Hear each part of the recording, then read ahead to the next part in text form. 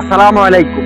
ইতিহাস ভেঙে দিয়ে, ইতিহাসের রেকর্ড ভেঙে দিয়ে প্রথমবারের মতো ঢাকায় আসতে যাচ্ছেন ইসলামী স্কলার, মুসলিমদের গর্ব ডক্টর জাকির নায়েক।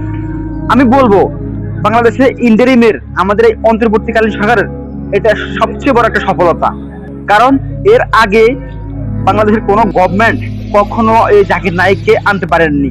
তিনি নিজে বলেছিলেন যে বাংলাদেশ যেন আমাকে নিয়ে যায়, আমাকে যেন সেখানে দাওয়াত দেয়, আমাকে যেন সেখানে আমন্ত্রণ করে। কিন্তু দুঃখের বিষয় হচ্ছে আমাদের যে যে গভর্নমেন্ট যখন এসেছিল সবাই কিন্তু ভারতের পা চাটতো।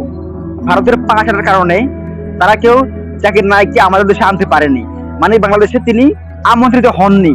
তিনি নিজে প্রপোজাল পাঠিয়েও যে আমাকে তোমরা সেখানে দাওয়াত করো, আমি যাব, তোমাদের বাংলাদেশে হিউজ পরিমাণ মুসলিম আছে, সেখানে আমি আমার লেকচার দেব।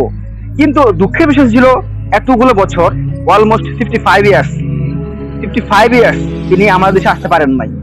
অথচ তিনি বিশ্বের নামি দামি মুসলিম অমুসলিম সব দেশে গিয়েছেন। এখন তিনি বর্তমানে রাইট নাও আছেন মালয়েশিয়াতে। তিনি সেখানে থাকেন কন্টিনিউসলি, কারণ তিনি আর ইন্ডিয়া থাকতে পারেন নাই। তাকে ইন্ডিয়া থেকে ব্যান করে দেওয়া হয়েছে, ইভেন মধ্যপ্রাচ্য থেকেও তাকে ব্যান করে দেওয়া হয়েছে।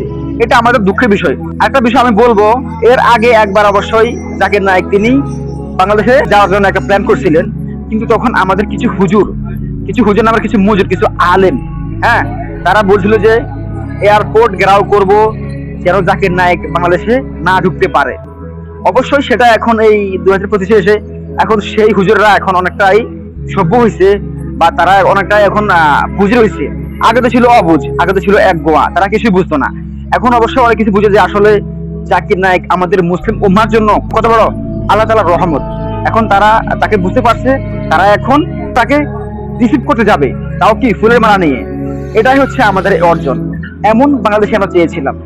তো সবাইকে অভিনন্দন, সবাইকে বলবো দয়া করে জাকির নায়েককে, তিনি একজন আল্লাহর গোলাম, তিনি একজন মুসলিমদের গর্ব, তার ক্ষেত্রে, তাকে সম্মানের ক্ষেত্রে, তাকে আপ্যায়নের ক্ষেত্রে কোনো দলাদলি করবেন না কেউ।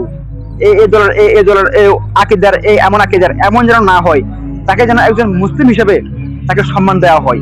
সবাইকে আমি এতটুকুই বলবো, আমাদের বাংলাদেশে যারা আছেন দয়া করে তাকে যেন কোনো প্রকার কোনো বিন্দুমাত্র কোনো অসম্মান না করা হয়।